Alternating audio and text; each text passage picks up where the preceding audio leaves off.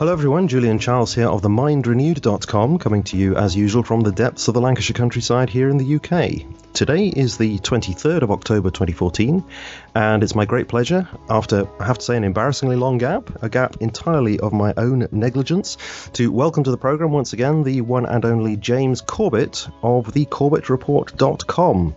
And it's at this point, of course, that I usually launch into a paragraph of details about the guest on the show, but I think maybe I'll dispense with that formality this time, as I'm quite sure that 99% of the listening audience will probably be perfectly well informed as to who you are, James, and what you do, so I shall swiftly ignore that convention and say, James, thank you very much indeed for coming on the show again. Well, thank you so much for having me on, Julian. It really is a pleasure talking to you. And I want to thank you also for having been in touch with me at such an early stage of your podcast. So I've been listening to your podcast since almost the beginning, and I really do find it to be a valuable resource. You have a lot of excellent interviews on. And for anyone in my listening audience, because I'll be posting this on my website as well, of course, anyone in my listening audience who hasn't heard your career summation interview with Dr. Stan Monteith, I would highly recommend it. Quite an amazing interview to have conducted just a month or two before Dr. Stan passed away. So my hat's off to you for all the excellent work you've been doing. Well, that's very good of you to say so, and thank you for sticking with my podcast over these months. And yeah, it was great to be able to speak to Dr. Stan. I felt led to do that, and I'm so glad that he agreed to speak just weeks really before he died. Well, it's good to be speaking to you again, and as I said before, it's a long time since you were on the programme before. That was early 2013, I think, and of course a lot's happened since then, not least, of course, your first year and a half of being a dad. So I've got to ask you, how's that going? It is excellent, wonderful, thrilling. It's everything that you've ever heard about it. And it is also exhausting and at times frustrating and all of the other things that you've heard about parenthood. But it was about maybe a week ago, my son came down with a cold. And of course, my wife just came down with it, and now I'm starting to come down with it. So all of those joys are starting to come to the household as well. But it is absolutely just the most wonderful experience of my life. And I am so, so happy and so blessed to have such a wonderful little boy. And I've got to ask how you actually managed to fit all your work around all your family duties. I know you knew that was coming, but I've got to ask you. Yeah, no, it's a good question because I don't know myself. I was up till 5 a.m. This morning because I was on Breaking the Set with Abby Martin on RT at 4:30 in the morning, my time. And so I stayed up all night to do that. And then I got a couple of hours sleep and woke up with my son at maybe 7 a.m. And then I got an hour or two nap in the afternoon, and now here I am. It's 9:30 at night as we're recording this, so I really don't know how I do this, and I'll probably pay a price at some point. You are absolutely incredible. It explains why you've just got a cup of coffee. No, I got a cup of coffee as well, but I have no good reason for it in comparison with you. Well, okay, let's turn to more serious matters, of course. Now, my reason for inviting you onto the programme is to discuss this subject of ISIS, or IS, or ISIL. I don't know what to call it these days. It seems to be referred to in many, many different ways. I'm going to call it ISIS for most of our conversation here. And as I said to you in an email, now that our beloved leader here in the UK, David Cameron, has effectively branded me and I guess a large proportion of the world's population now as extremists, whatever that means, for questioning things like 9/11 and 7/7. I thought that it would be no harm to start asking questions about ISIS too. So here we go. I mean, we have this latest target of the war on terror. And, you know, considering how many times we have been lied to with respect to that war on terror in the past, I think that's reason enough in itself to submit ISIS to considerable scrutiny. At least that's the way I think about it. And since you've been conducting a listener input study on this subject for, is it a couple of months now or so? I thought you'd be the right person to ask about this. Is that going well, that study? It certainly is. I would say that it has stalled somewhat in the last few weeks as the article in which that investigation was going on has kind of gone down the list in terms of priorities on the website. But I think it really does stand to be updated as this conflict continues. And I guess that's one of the things that I'm working out as I do these open source investigations, because obviously I did one, for example, on Ebola, which is still quite a pressing issue and still deserves more scrutiny, perhaps in in the future. So I think we'll have to return to some of these topics, and I'm glad for conversations like this one where we can dredge up some of these issues and hopefully get the conversation reignited there at corbettreport.com. Mm-hmm. Okay, so let me jump straight in then. And I think the obvious question to ask you is something like, what is ISIS? Who is ISIS? But I feel if I do that, that kind of preempts the outcome of the interview in a way, if you see what I mean. So let me start instead by asking you, if you would, to share with us what you know about the beginnings and the development of this group, or perhaps I'd better say what you know about what's claimed about the beginnings and the development of this group. Could you give us some idea about the rise of ISIS and perhaps the various incarnations that it seems to have gone through over the years? Yes, well, I think that's a good way of phrasing it. The what is claimed about the early stages of this group. The earliest stages of what is ultimately morphed into ISIS or Islamic State is murky at best, and there's not a lot of information on the very earliest stages of this. We know, or we are told at any rate, that it was started in 1999 by a Sunni militant from Jordan named Abu Musab al-Zarqawi, and this was apparently started in 1999, which was a time in which apparently Zarqawi had gone to Afghanistan to participate in some of the training camps there and had met bin Laden, but decided not to pledge fealty to al-Qaeda at that point for whatever reason. And apparently this group was originally founded with the intention specifically of overthrowing the Kingdom of Jordan and replacing it with a religious government, obviously an Islamic government. And the group was transplanted to Iraq in the wake of the U.S. invasion in 2003. But again, the earliest part of this is fairly murky, and I haven't found a lot of details about the first few years of the group before it really was transplanted to Iraq. But by the time it got to Iraq, it started to gain notoriety for some spectacular attacks that were notable perhaps for the fact that they were not necessarily targeting the types of groups that people were expecting. I mean, at that time in 2003 to early 2004, obviously a lot of the insurgency was attacking the American soldiers quite specifically. But there were attacks that were aimed at, for example, the Imam Ali Shrine in Najaf. And I have here a quote from a writer for The Atlantic, Bobby Ghosh, who was actually at the shrine at the time of the bombing. And people there were apparently saying, why us? Why, when there are so many Americans around, are they bombing us? And these were the types of attacks committed against the Iraq's Shiite majority population that really did start the chaos that Iraq began to descend into. Not obviously the chaos that was caused by the bombing and invasion and the destruction of the infrastructure in the U.S.-led invasion, but the chaos internally between the Sunni and Shiite population, and of course the Kurdish population in the north, which is kind of split off into its own autonomous region. The real breakdown of Iraq that we've seen was really started with attacks like these that seem to have been perpetrated or instigated by Zarqawi's group. And that was the role that this group started to play in Iraq in those early years of the invasion. And then it was in, I believe, 2004, that Zarqawi pledged allegiance to bin Laden and became the official al-Qaeda franchise in Iraq.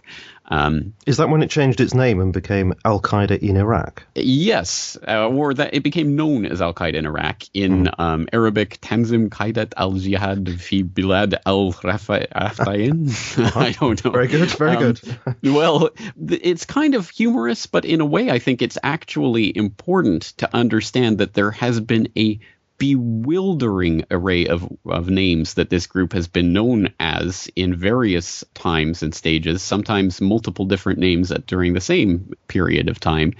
And I will not attempt to butcher any more Arabic, but some of the English translations of some of the names that this group has been known as: Al-Qaeda Group of Jihad in Iraq, Al-Qaeda Group of Jihad in the Land of the Two Rivers, Al-Qaeda in Mesopotamia, Al-Qaeda in the Land of the Two Rivers, Al-Qaeda of Jihad in Iraq, Al-Qaeda of Jihad Organization in the Land of the Two Rivers, Al-Qaeda of the Jihad in the Land of the Two Rivers, Al-Tawhid, Organization of Monotheism Jihad. The Monotheism and Jihad group, the Organization Base of Jihad, Country of the Two Rivers, the Organization Base of Jihad in Mesopotamia, the Organization of Al Jihad's base in Iraq, the Organization. Say no more. I mean, it goes on and on and on. I have a list that's several sentences or several lines long here of very permutations of the name of this group as it's been known at various times, and it is kind of ridiculous. But I think it is actually, in some way, I think it's part of the story here. Of course, it ends up as the Islamic State, but it has gone through so many different permutations that it does create a sort of a difficulty for researchers to try to connect all of these dots, because, again, it could be referred to as any number of different things at any number of different times in the organization's history, so that I think a lot of people who are sort of coming to this as ISIS or ISIL, as it has become known, obviously, in the last couple of years, will probably not even understand that this is related to the group, at any rate, that used to be Al-Qaeda in Iraq, or the group that was founded in 1999, the Organization of Monotheism and Jihad, JTJ. And that obscures some of the history. It complicates the history.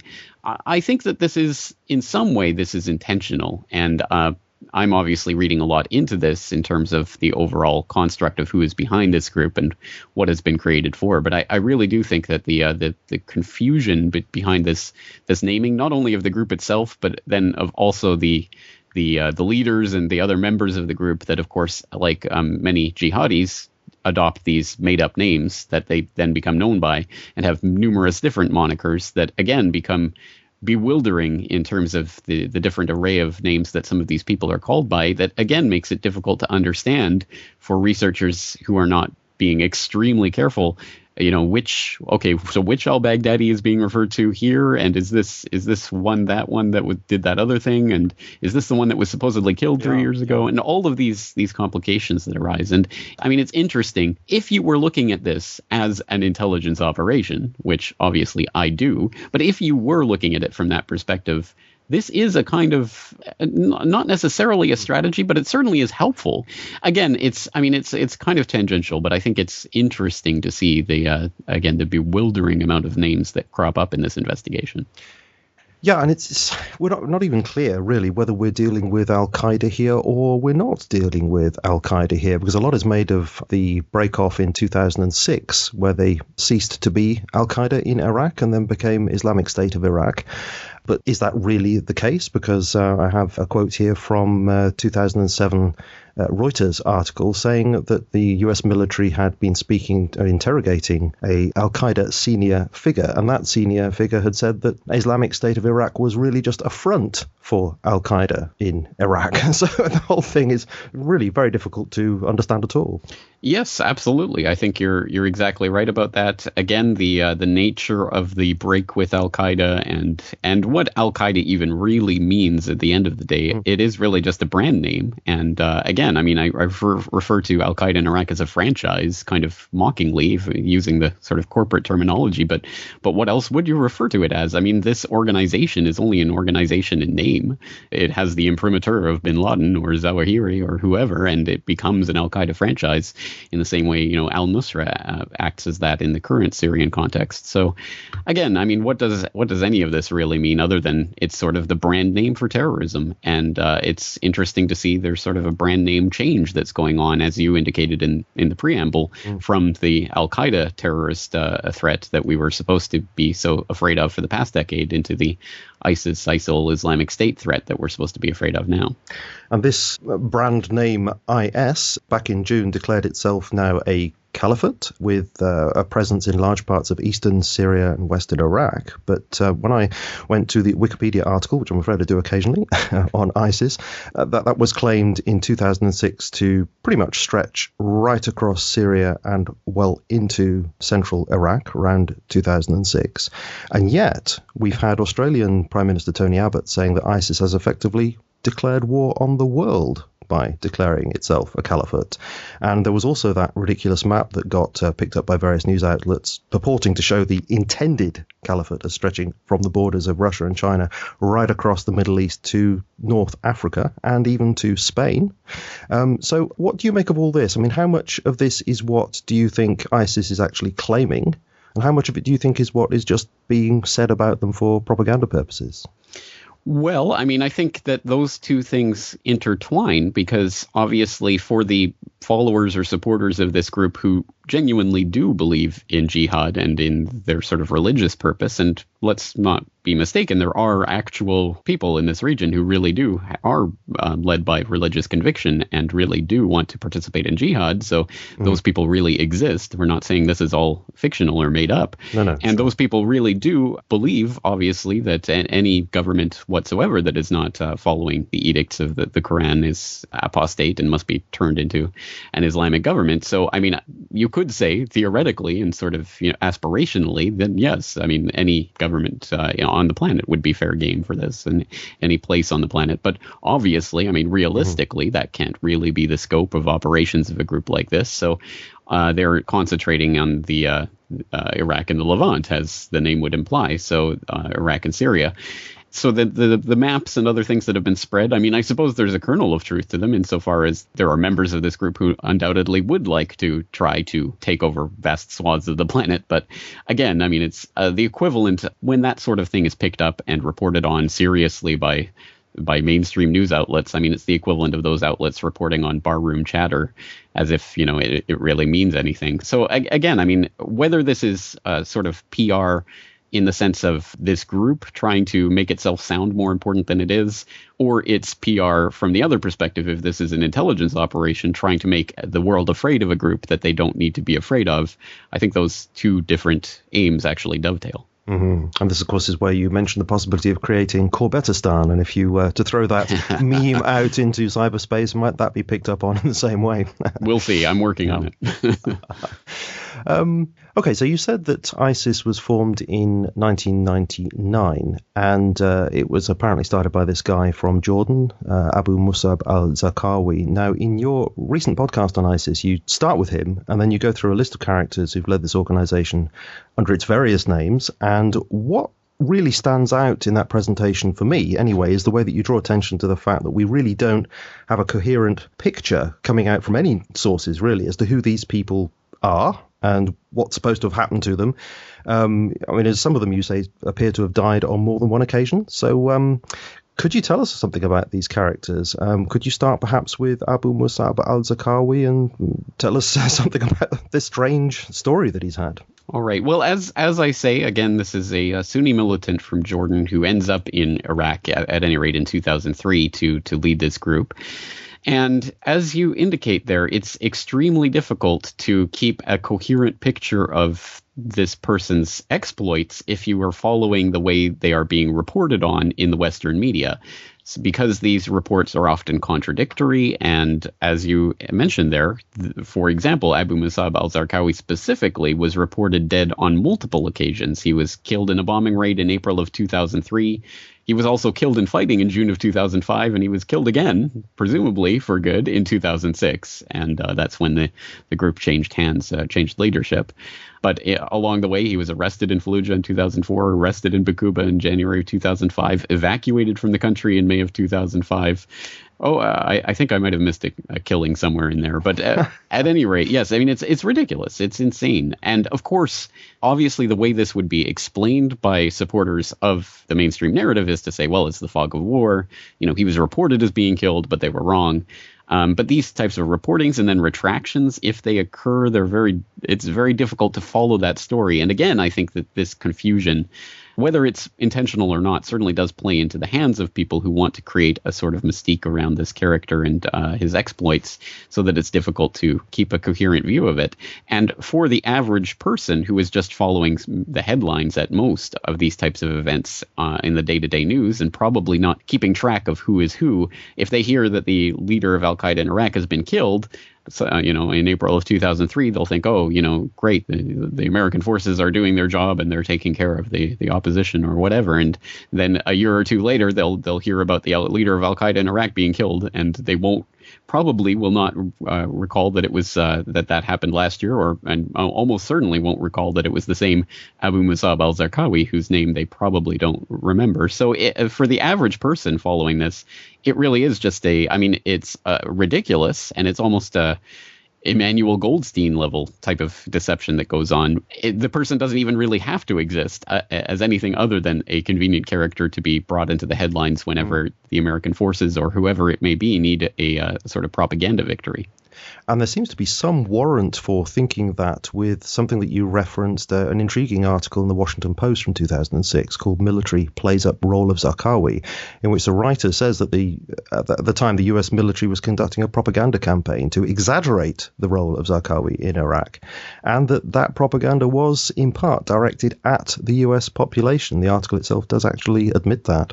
That's right. The documents that the Washington Post obtained included internal Pentagon briefings and other documents that talked about this PSYOP campaign and listed it explicitly as U.S. home audience, i.e., that the U.S. domestic audience was one of the targets of this propaganda campaign, which, of course, is in contravention to the laws of the land in the United States. But I suppose when you're conducting these types of secret operations, you don't really care about that. And that seems to have played out in this case.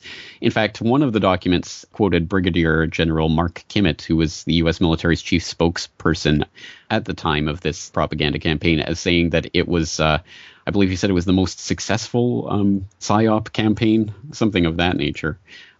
So, I mean, it was explicitly a psychological operation to make Zarqawi seem, and al-Qaeda in Iraq generally, seem more important in the country than they were.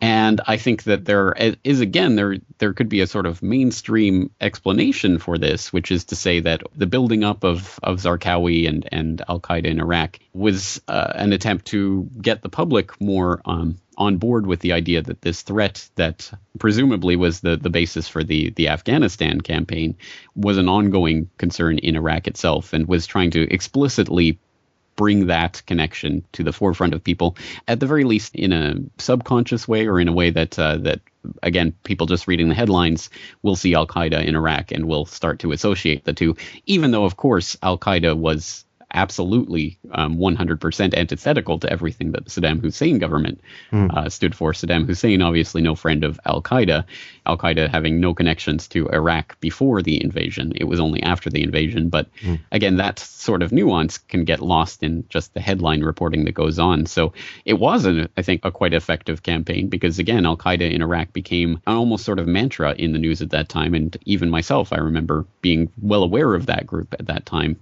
just not at that time myself not being particularly savvy as to these types of operations. So I just took it at face value that, al-Qaeda has set up a new branch in Iraq, and they're very active in the country. But according to all of the other reports that they were receiving at the time, I mean, al-Qaeda in Iraq was a fairly minor player in what was going on in Iraq, and it was only certain key, spectacular events like the bombing of that shrine that I mentioned earlier that really brought any sort of attention to the group at all. Well, could we move on to this second individual whose name apparently is Abu Omar al-Baghdadi, who apparently succeeded Zarqawi when he apparently died, in 2006. I don't know what else to say, really. Could you tell us something about his story? Well, again, I mean, it's one of these shadowy characters who has multiple personalities, multiple characters, multiple names. And so, again, I don't think a lot is known about his background, but he did take over the group in 2006. When Zarqawi was apparently killed for the last time. And exactly like Baghdadi, he was reported captured in March of 2007. In May of 2007, he was reported to have been killed. And he was captured again and killed once again in April of 2010. So again, multiple captures, multiple killings, and just a lot of confusion. But and perhaps... So sorry, you said, I think it was when he was captured, this was 2009, that he was somehow or other releasing tapes during that time. That's another confusion. That's right, yes. In April of 2009, he was reported as having been arrested in Baghdad. But at the time, that claim was denied by ISI, the Islamic State of Iraq. And during that time in which, supposedly, according to what was being reported, he was arrested, he was imprisoned, he was still somehow managing to release tapes, recordings. And those recordings were being authenticated by the Site Institute, which I note in my reporting is an interesting group. But anyway, they verified the authenticity of this according to their analysis. And that, of course, brings up the question of how he could have been releasing these tapes from within prison. So, again, I mean, the implication was that he was not imprisoned at that time, which was really confirmed by the fact that he was killed, not in prison, in April 2010 when he was hiding in a home during a rocket attack. And now this brings me to ask you about this SIT intelligence group, which was previously known as the Site Institute. I mean, having looked at their site and their blog, there are a lot of things that concern me on that, particularly their use of the word extremist, which they seem to use quite freely. And I looked at their blog piece on a guy called Gerard Miller, who, with his wife, carried out the Las Vegas shootings. And the article that I looked at was tracing Gerard Miller's descent into extremism. And I noticed on that article, they say that he had looked at Alex Jones's website, and the quote there is more extreme pages included that of radio talk show host Alex Jones, a widely known conspiracy theorist and voice of anti-government causes. You know, I'm just wondering about this organization. Whenever I see that word extremist kind of spread around in that kind of way, so that the semantic range of that word seems to include all sorts of things. I'm just wondering really what's going on with a group like that. Well, I mean, this is an extremely important question because, again, so much of our analysis of what's going on there, it depends on groups like this. And Site Intel Group is obviously the current manifestation of this. Before that, there was a group called Intel Center, which was equally interesting. Another one of these groups that from Washington was monitoring the sort of jihadi chatter online and things, and trying to discover new tapes and things of that sort. And Intel Center was implicated in a number of not just suspicious, but outright fabricated so-called releases of al-Qaeda material, where they would claim to have found online in some, obscure jihadi forum this new al-Qaeda propaganda video, and they'd release it. And it was a paid subscription service. News services and newswires and that sort of group would pay expensive subscription to this service in order to get access to these new tapes as they're released. The interesting part of it, as I don't have the details in front of me, but there was one al-Qaeda video that was supposedly released by the Intel Center, supposedly of brand new footage that was being shown for the first time, that researchers found contained footage that was actually contained in I want to say a BBC. I know it was a British production of some sort. I think it was a BBC production, but it was a docudrama that had aired a year earlier than this release of this tape that actually contained some of that footage that was supposedly being released for the first time by the Intel Center. So all of these kinds of crazy shenanigans went on with the Intel Center. And my understanding is that group was discredited because it became well known that this group was actually forging and faking and putting together old footage and releasing it as new al-Qaeda releases in order to basically continue getting subscribers to pay through their nose for this service. So at the very base level, I mean, there's a sort of monetary incentive for groups like this one to basically hype up a threat that isn't there. But of course, there's also more nefarious purposes. And that comes in with a group like Site Intel Group. Yeah, I mean, what you've just said there connects with one of the things that I said to you before the interview, and that was my concern about something I saw on this site blog, and that was this video of this guy called Abu Khaled Australia, most implausible name, and there he was in front of a whole group of ISIS fighters speaking to the camera and delivering a warning to the whole world. I mean, he was just saying, these weapons we have, these soldiers, we will not stop fighting, we will not put down our weapons until we reach your lands, until we take the head off every tyrant, and until the black flag is flying high in every single land, until we put the black flag on top of Buckingham Palace, until we put the black flag on top of the White House, we will not stop, we will keep on fighting. And, I mean, obviously I can't say it's not genuine, but there was something about it, the extreme quality of it, the fact that the guy was speaking in an accent which struck me as more British than it was Australian, and it all looked staged to me. It had that quality to it. Now, of course, I can't prove that, but you see what I mean. Everything that you've just said to me about particularly this other group just sort of feeds into my suspicions, really. Well, exactly. I mean, there's not only the monetary incentive for groups like the Intel Center before or Site Intel Group now to fake these types of things in order to maintain their sort of subscriber base, but obviously there are intelligence connections and manipulations that could go on through groups like these in order to seed legends for agents that they want to place in the field for later use. And what recourse do we have as the general public looking at this propaganda to verify it in any way? It's just trust. Exactly. It's just videos that are often just reported on. We don't even get to see them often. And so we're just sort of helpless people in this propaganda matrix if we simply accept what is being told to us, which means that we have to be in a position to at least be skeptical of what's being told to us. And unless and until some sort of proof is provided of some of these characters and things that are being paraded in front of us, how on earth can we, I mean, what are we supposed to, what is the alternative? Simply to trust everything that is being said? Yes. And if so, what does that make us? Well, this is it. And how can we trust what is being said? We've just been talking about this Abu Omar al-Baghdadi, when I have here in front of me this quote again from that 2007 article saying that the US military back in that 2007 had said that this Omar al-Baghdadi doesn't even exist. I mean, this is the quote here. Brigadier General Kevin Bergner told a news conference that Abu Omar al-Baghdadi, leader of the self-styled Islamic State of Iraq, which was purportedly set up last year, did not exist. Well, yes, and even more confusing because, of course, eventually it became the official position of the U.S. government that he did exist and they did kill him. But there was confusion over that, supposedly because these recordings were being released of this person claiming to be someone calling himself al-Baghdadi, clearly, again, a nom de guerre, a fake jihadi name that is adopted like an al-Australia or al-Converti, apparently, in Canada. These types of ridiculous names that are adopted, obviously, to show various allegiances and what have you. And so al-Baghdadi, the Baghdadi. And so the suggestion was that this was a primarily foreign-funded and foreign-based group that was attempting to make itself look more authentically Iraqi. So that's why there was two al-Baghdadis leading it, the Baghdadis, as in people from claiming, some sort of affiliation with Baghdad and with Iraq, that trying to make themselves seem like a local indigenous group when in fact they're really foreign transplants.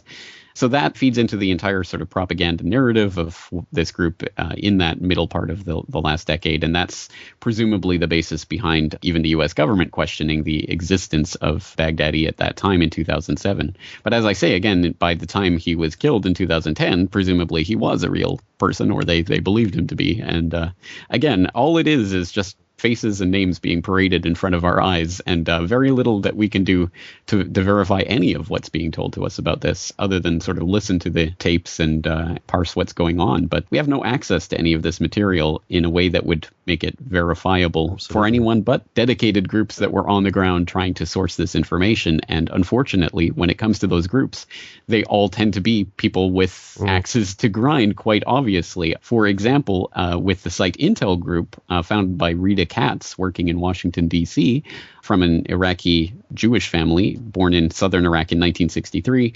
She spent some time in Israel, where she served in the Israeli Defense Forces, a committed Zionist who said that I believe that Jews belong in Israel and things of this nature, which clearly means there is a political and a nature to the work that she's doing, which I think is impossible to separate from the work that she's doing. And I think we have to be aware of these types of, at the very least, these types of biases. And from a more conspiratorial angle, I mean, the types of things that can be simply created, as you say, by groups like these that are just putting things on their website that we have absolutely no way to verify. And I guess the last guy in this list of names and faces that we have no way of verifying is this caliph of the Islamic State, Abu Bakr al-Baghdadi. And I'm going to have a go at doing the name, which you did so well in your podcast, which is Ibrahim Awad Ibrahim Ali Muhammad al-Badri al-Samurai. Have I got that right? I hope so. You said that we pretty much know zero about that person. Is that right? Well, to clarify, there is a biography that has appeared online that, as I understand, sourced from some sort of jihadi forum, some sort of online Islamic extremist forum, which has been translated, I believe, by the site Intel Group. I'm not sure if they were the translators of that document, but I believe they're hosting it. At any rate, that biography is online and claims various things about the background of Caliph Ibrahim, as he's styling himself these days. But again, there's absolutely zero in terms of any documentation on this. There's some scattered reports. I mean, BBC, for example, cites unnamed, unverified, uncheckable reports. That's all they referred them to. Sources say. Yeah, sources say that he was at a university at the time of the Iraqi invasion and things of that nature. But almost, I mean, zero, absolutely none of it is in any way verifiable. I mean, again, we are being asked to simply take this at face value. So I tend to think that really nothing is known of this person until the point at which he was apparently apprehended in Iraq and held at a U.S. camp in Iraq. But again, there are conflicting reports of that. So he was held as a civilian detainee by U.S. forces at Camp Bucca. This was during the American invasion. So the official story that the American government is floating at this time is that he was detained from February until December of 2004. But the former commander of that camp, Army Colonel Kenneth King, absolutely insists that this person, whatever his name may be, Abu Bakr al-Baghdadi, we'll call him, was there at the camp until 2009 when the camp was turned over to the Iraqi forces. And he insists this in the face of being told that, no, the U.S. government claims he was released in December 2004. He continued to insist, no, I specifically remember him. And this relates to a story that he tells of al-Baghdadi apparently saying at some point during this tenure, presumably after 2004, saying something along the lines of, I'll see you in New York, or something along those lines. It's meant to be obviously an ominous statement about the future intentions of this leader of the Islamic State. So again, there's conflicting reports, and we don't really have any information about if he did stay on, then what happened when he was transferred to the Iraqi justice system after Camp Bucca was handed over. Obviously released at some point and becoming the leader of ISI in May of 2010. So sometime between 2009, 2010, he must have been released if he hadn't been released before. But almost nothing is known. And in fact, I've read that there are only 2 photographs of him in existence. That's right. I've only seen one of them, which is linked on his Wikipedia article, if you'd like to check. I think I have seen a second one, so there we are. Well, the second one that I've seen was from a video that was released shortly after it was claimed that he was dead earlier this year. There was a video released of him delivering a sermon in Mosul that was meant to sort of quash the rumor that he was dead. And he looks vastly different with a long flowing beard and obviously looks quite different than he was as a detainee. But interestingly, if you look at his mugshot from his detainee time at Camp Bucca, it looks, I think, very, very similar, we'll say, to the picture that has floated around on the internet now for over a year, I believe, of John McCain meeting with Syrian militants when he did his little surprise trip to Syria. Either last year or the year before. I'm not sure which year it was, but if you look at those photos, you can see someone who looks very much like the mugshot of al-Baghdadi at Camp Bucca, which of course has been officially denied by the McCain team. But at any rate, it is an interesting possibility that he was in fact actually there in the vicinity of the leader of the Islamic State of Iraq before it became the ominous organization that we're supposed to fear. The plot thickens indeed. Of course, another dimension to the whole tale is where ISIS seems to be getting equipment and money from. And when I turn to the BBC, which, of course, I do in the spirit of Orwell's words, I heard it on the BBC, so I know it must be true. On their page, What is Islamic State, which is one of their editors' choices of articles to read, I'm told that they have a wide variety of small arms and heavy weapons, truck-mounted machine guns, rocket launchers, anti-aircraft guns, portable surface-to-air missile systems, tanks, armored vehicles, Humvees, and bomb-proof trucks. And the only indication as to where some of this equipment might have come from, at least on that page anyway, this is what they say, that it may have come from Iraqi and Syrian armies. And regarding finances, they say that ISIS is reported to have $2 billion or 1.2 billion pounds in cash and assets, making it the world's wealthiest militant group. And they do mention that initially much of the finance came from individuals in Arab Gulf states, but all they say beyond that is that ISIS is now, and I'm going to quote from them, a largely self-financed organization earning millions of dollars a month from oil and gas fields that it controls, as well as from taxation, tolls, smuggling, extortion, kidnapping. The offensive in Iraq has also been lucrative, giving it access to cash held in major banks in cities and towns it has seized. So I said all that to create the picture here that it seems to be that, yes, okay, initially ISIS was supported by various Gulf state individuals, but since then, most of its money and equipment has come from pure conquest. So, James, what I want to ask you is, do you think that is a satisfactory picture that's being painted there? Well, I would say it's an incomplete picture, and I think we can fill that picture in with some interesting, seemingly independent reporting coming from unlikely places, including the dailybeast.com, which for some reason or other has been reporting on a lot of these types of stories, including one that I picked up on and tweeted recently, U.S. humanitarian aid going to ISIS. And this just talks about the way that for example, U.S. warplanes strike at the militants of the so-called Islamic State in both Syria and Iraq. But while they do so, truckloads of U.S. and Western aid has been flowing into territory controlled by the jihadists, assisting them to build their terror-inspiring caliphate. The aid, mainly food and medical equipment, is meant for Syrians displaced from their hometowns and for hungry civilians. It's funded by U.S. Agency for International Development, European donors, and the United Nations, but it is ending up in the hands of the Islamic State militants. So there's an ongoing narrative that these aid groups are doing their best and they're trying to deliver it, but it keeps getting hijacked or things of that nature.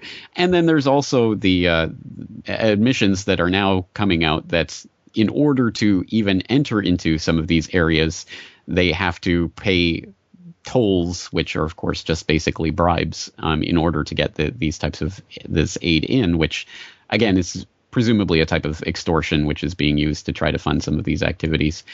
And there's actually even the suggestion that there are some ISIS militants who are literally on the payroll of some of these aid organizations.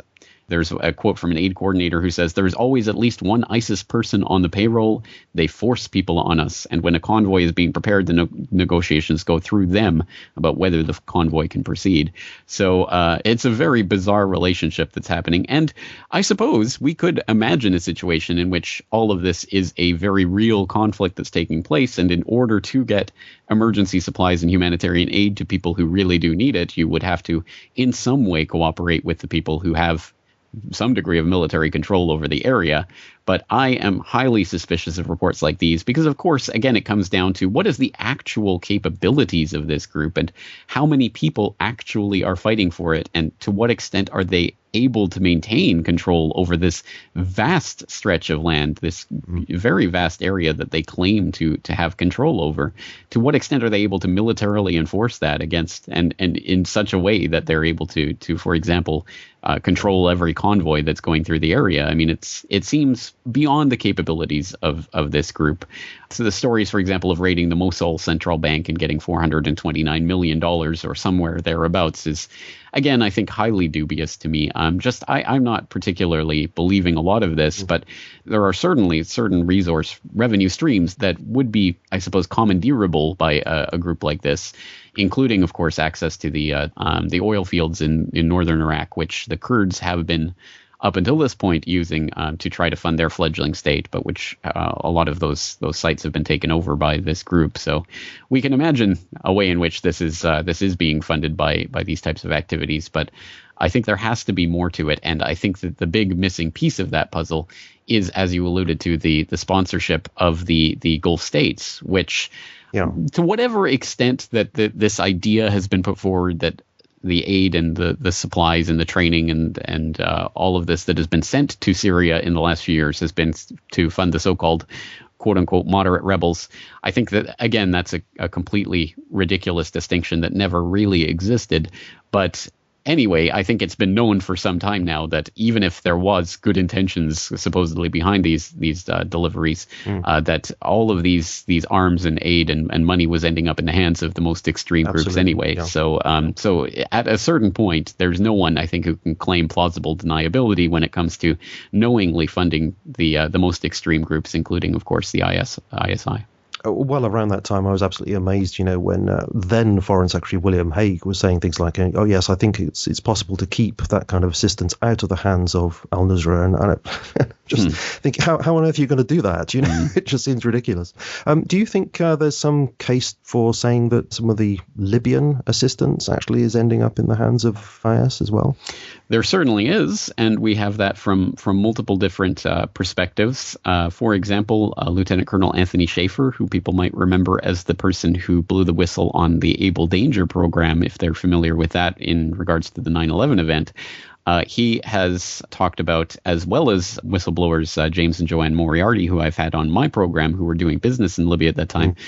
And there was another person who was affiliated with the CIA. At any rate, there's been 3 different sources that have talked about the way that the weapons that were being plundered from the fallen Libya government were being shipped through Benghazi, ultimately to Syria, by way of Turkey and Jordan.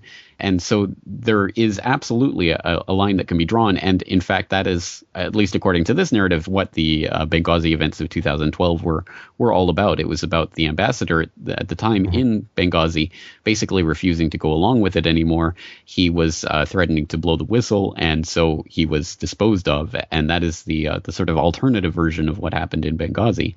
So absolutely, there certainly is a line that has been drawn by multiple sources between Libyan arms and the Syrian groups. And I was amazed in that interview you did with James and Joanne Moriarty. They were talking about this Benghazi bank that was set up, they said, with Saudi money. I think it was $1 billion, something like that, to pay mercenaries. And they talked about 250,000 mercenaries being employed to help unseat Gaddafi. And I'm thinking to myself, well, what's happened to that 250,000 set of mercenaries?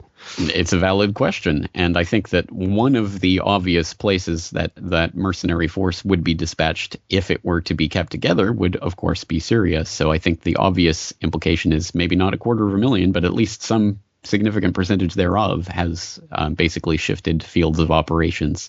And it is an interesting feature of a lot of these ISIS materials that they're generally appearing with covered faces or shot in a way that they're not immediately apparent who it is. And I think this relates to the fact that a lot of them are not indigenous to the area. In fact, a lot of them Chechens, and admittedly on the record, Chechen generals and others that have taken front and center in the ISIS ranks. So again, I mean, this is by no means some sort of indigenous group that's fighting for anything to do with the well-being of the area at all. It's at the lower levels, I mean, completely about religious sectarianism, and I think at the higher levels about the types of intelligence manipulation that's going on in the region generally.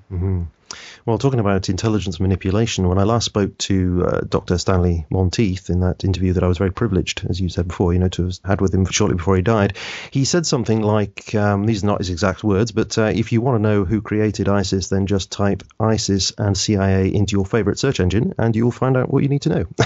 Obviously, he was painting with a broad brush there, but I'm guessing he was thinking of this operation center in Jordan with connections linking the CIA, UK, France, Prince Bandar of Saudi Arabia. Could you tell us a little bit about that operation center, if you think that's relevant to this ISIS question? Absolutely. Well, I believe it is very relevant. So in late 2011, boilingfrogspost.com, obviously the website of FBI whistleblower Sybil Edmonds, was the first to report on a secret U.S. NATO support and training camp to oust Assad that was stationed there in Jordan.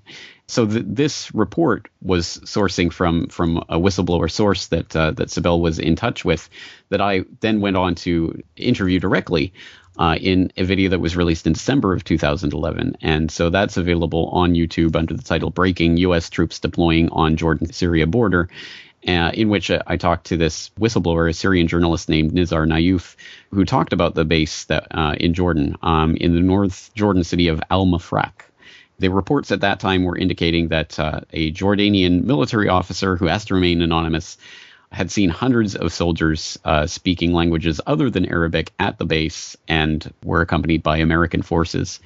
And so this was a pretty significant development at the time that, of course, was almost completely ignored by the mainstream media. One source that did pick up on it and did report on it was WND, which is not necessarily a reputable site for a lot of reasons, but did pick up on this story, and they reported it in February of 2012. It was eventually reported on by The Guardian, I believe, in 2013. So by March of 2013, it had become mainstream knowledge, and there was a Democracy Now! Report that I referenced in my podcast on the subject that I believe related back to, I believe it was a Washington Post report or something of that sort, that was talking in more detail about this base that included the cooperation of a number of different countries, but was most prominently being coordinated by the CIA. And basically this was a training camp that was being used, again, to train forces to send them into Syria, presumably, again, to topple Assad. And it turns out, wouldn't you know it, lo and behold, that some of the people that they were training became, of course, members of ISIS. And the way that was reported is interesting in itself. For example, WND again picked it up under the headline blowback, and then the headline has changed. I can't remember what it originally read. It now reads U.S.-trained Islamists who joined ISIS. I believe it read something more along the lines of U.S.-trained ISIS fighters in Jordan or something along those lines. They've now sort of rephrased that because they've added an editor's note. Since publication, this story has been corrected to clarify that the fighters trained in Jordan became members of the ISIS after their training. Right. So the implication is that, of course, the U.S. didn't know that these fighters were going to be radicals or that they were going to be radicals because they couldn't predict the future. Yeah. These people became radicals after they were trained. So again, same story again. Yes, indeed. Giving an arm's length sort of plausible deniability to that story. But again, it's ridiculous to think that these types of people who are being trained specifically to go in and overthrow a foreign government and then let loose are not going to be involved in groups that would engage in these types of activities. So I think, again, I mean, it's the question of plausible deniability, and I think the preponderance of history alone is on the side of this not being some sort of unforeseeable blowback that wouldn't you know it just got out of our hands. I think that again there has to be intelligence agency complicity in this. Now, this brings me to the question as to who or what are the real driving forces behind ISIS. And I guess we could just settle for the sort of general kind of presentation by the mainstream that this is a spontaneous grouping of ultra-violent jihadists. But as I said before, given the lies that swirl around the war on terror in general and war in general, I think we are justified in looking around more broadly for possible vested interests in all this. And in your podcast on ISIS, you drew attention to three factors that we might consider, and I know that you have more in mind as well, but the ones that you mentioned were the Iran-Iraq-Syria gas pipeline, the Greater Israel Doctrine, and Gladio B. Now, I won't ask you just to give us all that in one go, so would you mind starting with the Islamic pipeline? How might that fit into the picture? Well, the so-called Islamic pipeline, obviously not the formal name for this idea, but basically it was seeking to connect Iran's South Pars gas reserves to Syria, ultimately via Iraq. So it was Iran-Iraq-Syria pipeline. That a memorandum of understanding for a deal connecting those countries via pipeline was signed in July of 2011.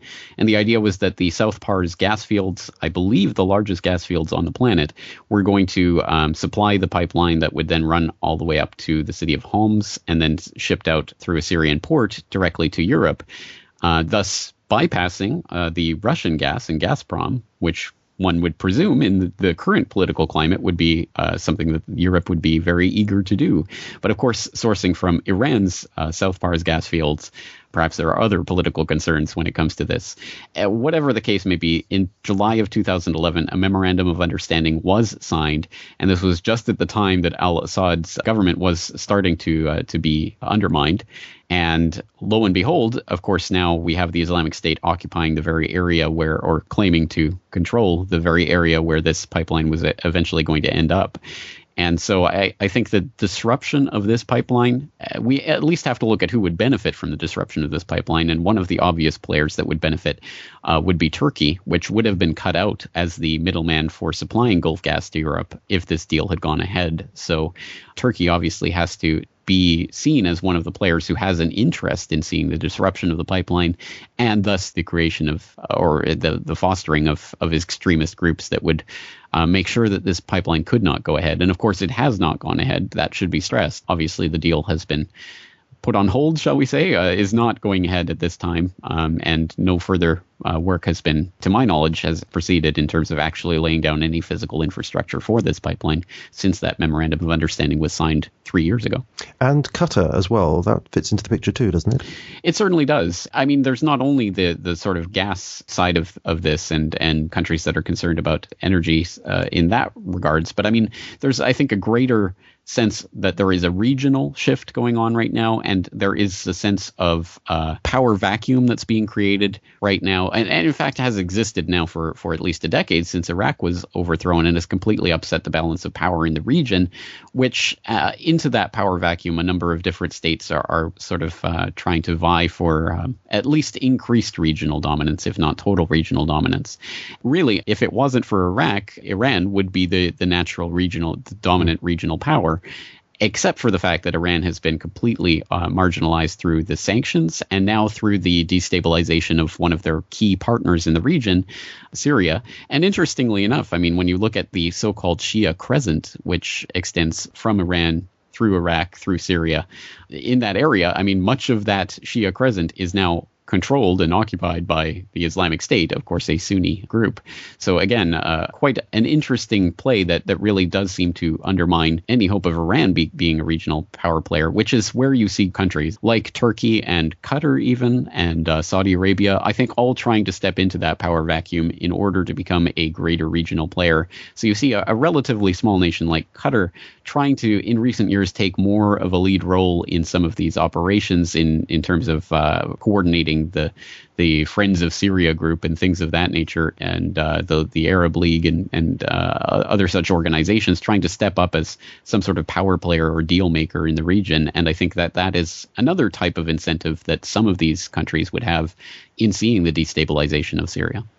And there's another factor that you say we should at least consider, might well be interested in various power vacuums in the area, would be the Greater Israel Doctrine, which goes back to the turn of the 20th century, I believe. Do we have reason to believe that that's still operative in some way?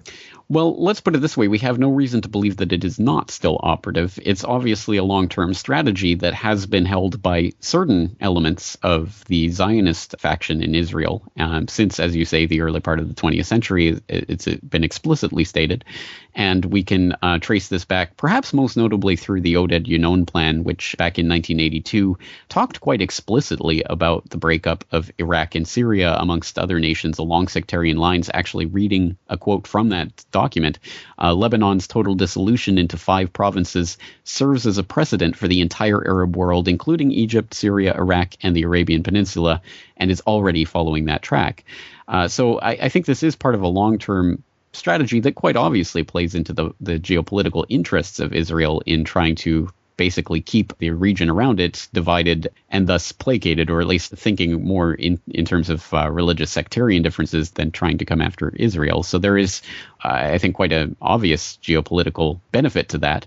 But when we start drawing some of the lines that has been suggested in terms of direct Israeli involvement, I think some of them are just completely spurious. And one that I'd like to take a moment to address is this idea that has been floated online that the current leader, al-Baghdadi, was actually an Israeli Mossad agent. And this was apparently revealed by documents that were released by Edward Snowden. And this entire story is just completely 100% fabricated. There were never any such documents by Snowden. This was just basically a story that was created out of whole cloth. I can't remember where it originally sourced from. I believe I have that link in the show notes for my podcast. But if you follow this story back, it was just completely made up and then repeated and reported and repeated and repeated and reported and repeated and reported ad nauseum in the alternative media, which very quickly grabbed onto this without ever once actually asking to see any of these supposed documents that supposedly revealed this supposed connection. So it is certainly a warning that I think we need from time to time. Once again, just because there's propaganda and lies coming out of the mainstream media, it certainly doesn't mean that we can just turn off our critical faculties when it comes to examining the alternative media. Absolutely. In which these types of propaganda and lies and deceits and misinformation can be propagated just as easily. Yeah. You mentioned Gladio B in your podcast, and those very fascinating conversations that you had with Sybil Edmonds on that subject. And of course, Operation Gladio, or I guess I'll have to call it Gladio A in this context, I'm sure is very well known to most people listening to this interview. But Gladio B that Sybil Edmonds was explaining about is that later phase of this whole Gladio idea where, as far as I understand it, it shifted from being essentially a Cold War Western Europe operation to being really a global operation she was talking about particular emphasis in Central Asia and the Caucasus. Now, I know this is a huge question, but could you briefly give us some sort of idea as to what this Gladio B is and how perhaps it fits with what's going on with ISIS, if there's any link at all there? Absolutely. Well, just a little bit of background on Gladio. I think it is important to stress, as Sybil stressed and corrected me in our conversation on Gladio B, that Operation Gladio, which, by the way, is only called Operation Gladio specifically in the context of the Italian operation, which was the most, I think, famous example of that NATO stay-behind operation. But it was called different things in different countries. So there was a different name in Belgium and different name in every other country it was operating. But it's known generally as Operation Gladio. But according to Sybil, one of the central places that operation was taking place was always Turkey, which is an interesting, geopolitically, very geostrategically located part of the grand chessboard, and certainly does provide that window into the Central Asian Caucasus region, and has its own interesting history and part to play in the creation and fostering of radical extremist Muslim groups. But Gladio B, I guess we should just state that the original Gladio operation, and we'll just call it Gladio for convenience sake, was a military operation that was more focused on using ultranationalist and groups of that sort in order to create a strategy of tension, in order to demonize political opposition or achieve various political aims.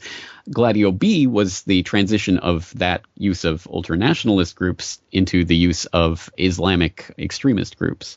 So what took place somewhere around the time frame of 1996, which was the time in which a very interesting scandal in Turkey, the Susurluk scandal, occurred, in which a terrorist basically was discovered to have died in a car crash, along with I believe it was the chief of police in Turkey and some other high-ranking Turkish officials, which was a very, very interesting scenario and exposed some of the deep state connections going on in Turkey, which is an entirely fascinating thing in and of itself. But around that time, according to Sybil and the investigation that she was part of as a translator in the Washington field office of the FBI, that was the time at which this operation started to transition into using specifically Islamic terrorist groups to foment a strategy of tension.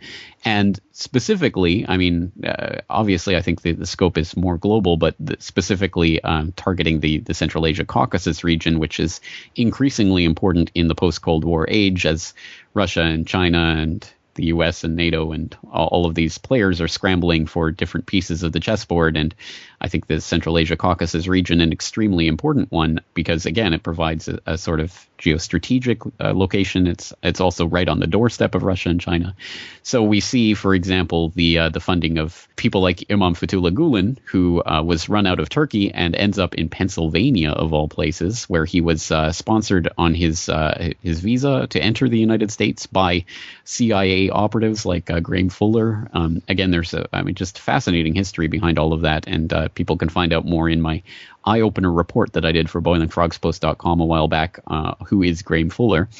So they can find out some of those connections. But again, we see some of these intelligence connections and Pentagon connections and others to people like this Imam Fethullah Gulen, who runs a $20 billion empire from Pennsylvania, and it includes hundreds of madrasas that have been opened up in that Central Asia Caucasus region over the years, and this ties into this fomenting and creation of these Islamic extremist groups. So in specifically the Iraq and Syria context, I don't have specific information connecting the Gladio NATO operations to the Iraq and Syria region. And I will, in fact, be talking to Sybil Edmonds about this in the near future, so hopefully we can clarify that.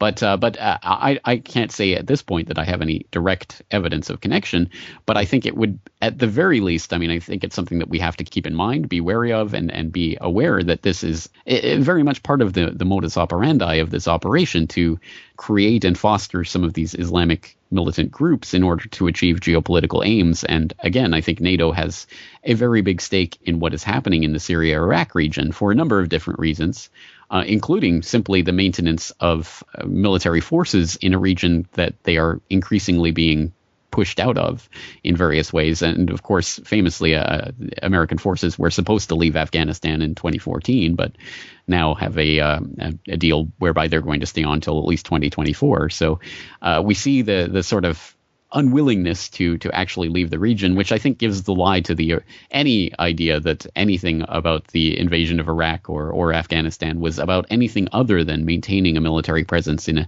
very geostrategic region. So tying that back in, I mean, obviously NATO as the overall umbrella group that's running this Operation Gladio B would be very much interested in keeping the tension going in the region between the Sunnis and Shias as an excuse for the exact type of thing which we're seeing playing out right now, the airstrikes that are being led by the Gulf states, but obviously with the active cooperation from the U.S. leading from behind, as they say. So it's not something that I can draw a direct line at this point, but it is something that I think we have to be aware of, simply to have a greater understanding of the ways that these types of groups are funded and manipulated from behind the scenes by this organization, which is sometimes referred to in the intelligence context, but I think would more accurately be seen as a military operation being spearheaded by primarily NATO and the Pentagon.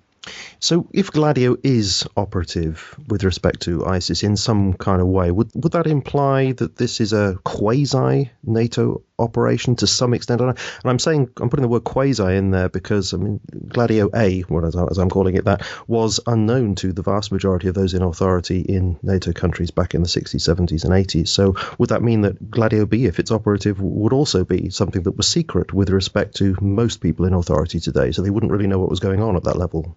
Well, we would have to assume that would be the case, simply because, as you say, when it was exposed finally, the Operation Gladio and what had gone on for decades, when it was finally exposed by the Italian Prime Minister in 1990, there had been sort of traces of it that had leaked earlier than that, but it was exposed, I suppose, once and for all in 1990 by the Italian Prime Minister. But at that time, it became apparent to even some of the prime ministers of some of these countries that they had not been informed of these operations that had been going on.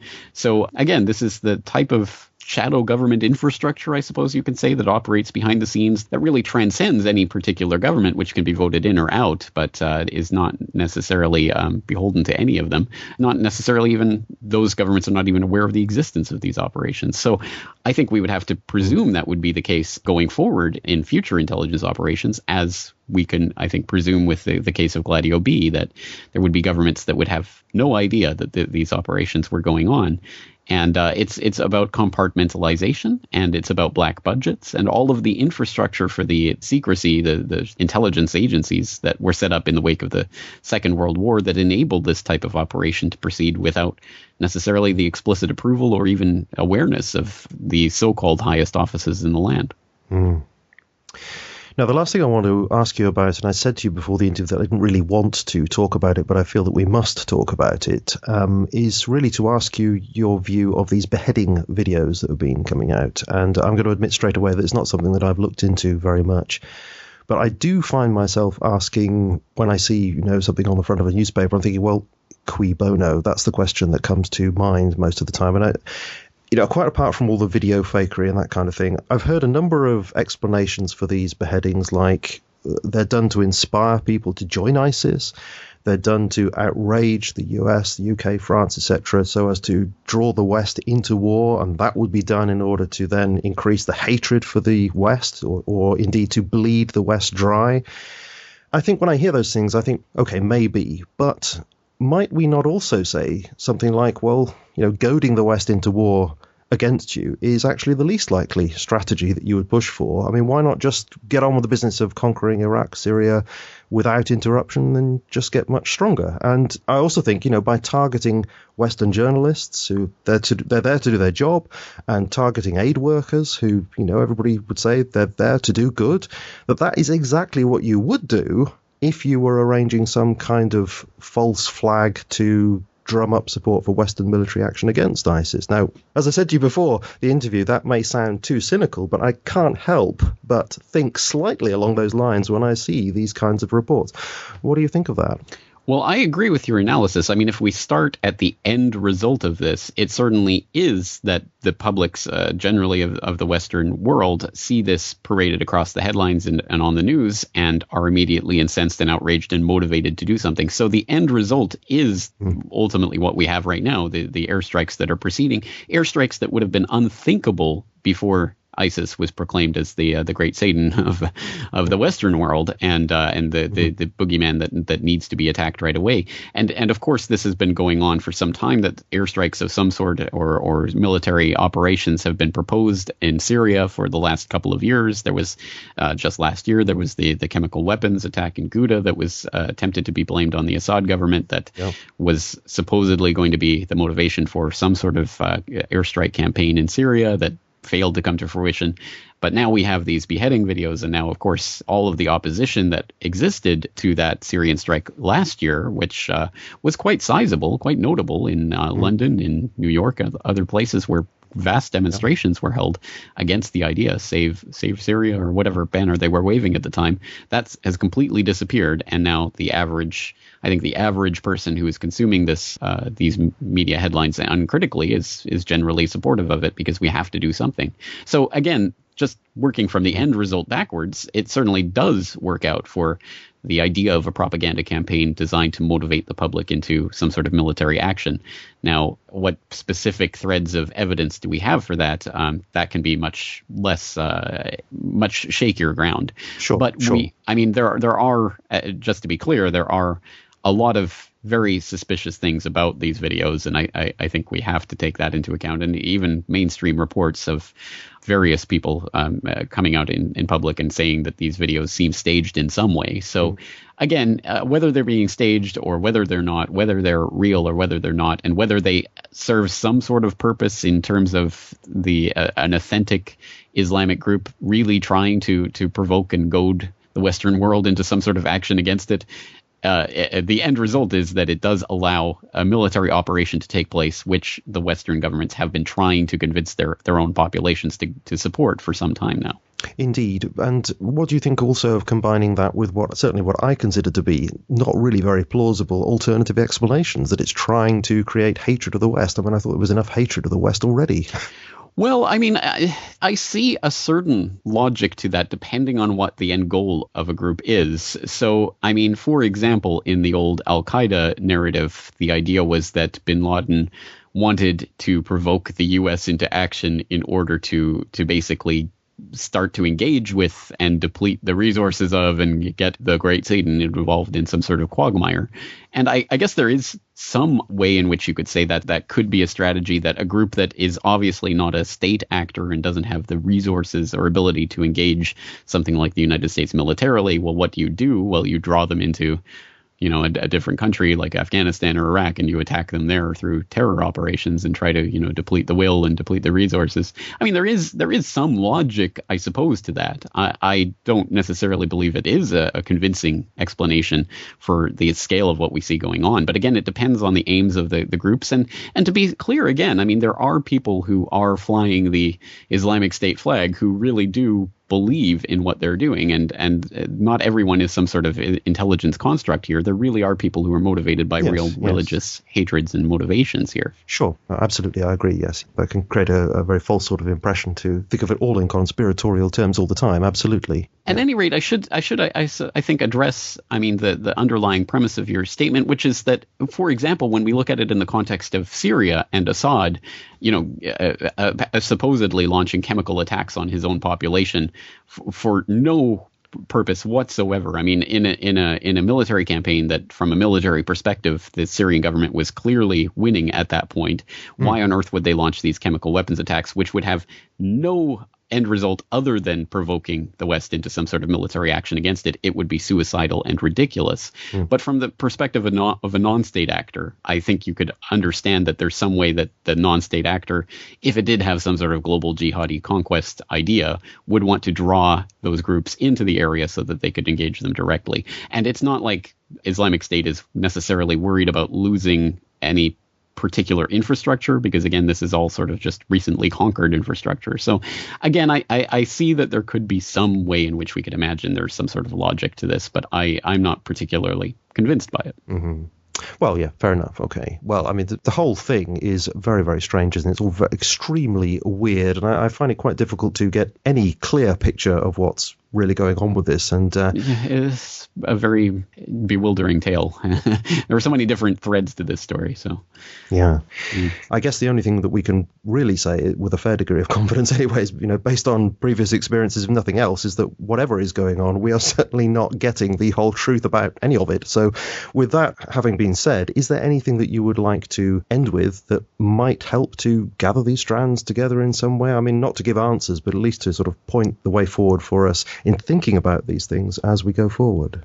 Well, then let's end up where we started from, which is the idea of the open source investigation that we've been conducting at the Corbett Report, which is an idea that I really want to try to extend and further in the coming months and years, because I really think that this is an important tipping point, or an important point at any rate, in the development of the alternative media generally, where I think there has to be some sort of ability to process this information in a way that is beyond simply the sort of scattershot collection of a few links and then putting that together as some sort of analysis. I mean, I think we need something more encompassing happening, and that's what I'm attempting to foster in my own section of the internet. But obviously that's just one small example. But I think what we are attempting to do on the big scheme of things is to try to replace and to completely supplant the system that is developed of the newswire services and these giant newspapers of days past, the New York Times or whatever it may be, the newspapers of records that had the ability to employ all of these reporters all around the world and to basically amass a great degree of intelligence about what's happening in various different places. We're attempting to supplant that paradigm, but I think there needs to be a way to draw information from various different sources and to put it into not necessarily a final form, because again, this is the internet. So publication does not mean we have to put something in print and, commit to it and not be able to revise it. I mean, it's clearly fluid and should be we should see it in that manner, but at any rate, we should be able to form some sort of coherent narrative from the various sources. So that's something that I'm very excited about when it comes to what's happening right now at the Corbett Report specifically, where we have listeners literally all around the world in dozens of different countries, speaking all sorts of different languages, collecting information and news reports from different sources in different countries in different languages, and trying to collect and coalesce and process that information. And I'm working out how best to do that. But ultimately, it's not going to be up to me. It's going to be up to the community at large. So if people want to join me in that quest, of course, they can come to corbettreport.com and contribute to that. And obviously, members of the Corbett Report can sign into the website and start joining in that conversation at articles like Who is ISIS? An Open Source Investigation, where we have this conversation going on, currently consisting of 76 comments from people, again, all around the world, and dozens of different links to different sources.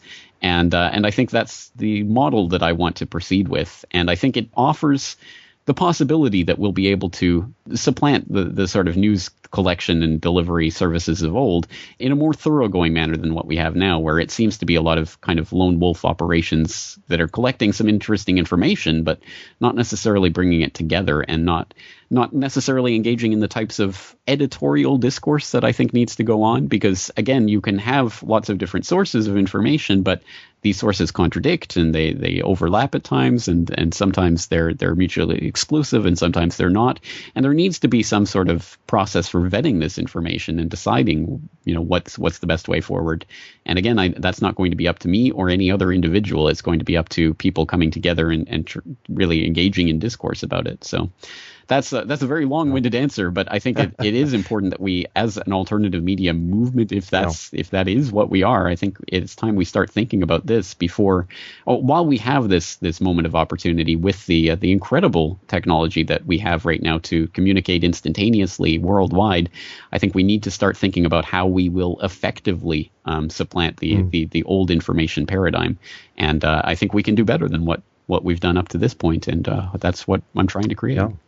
Well, it's a great vision you have there for all of us really to work on. And as I said before, fascinating to speak with you, James. I'm so glad that you came on again. I think that we've ended up with perhaps more questions floating around than than answers, but that's fine, isn't it? That's really what you've just been saying, that all of these questions should be there for us to consider, and we all need to be involved in this.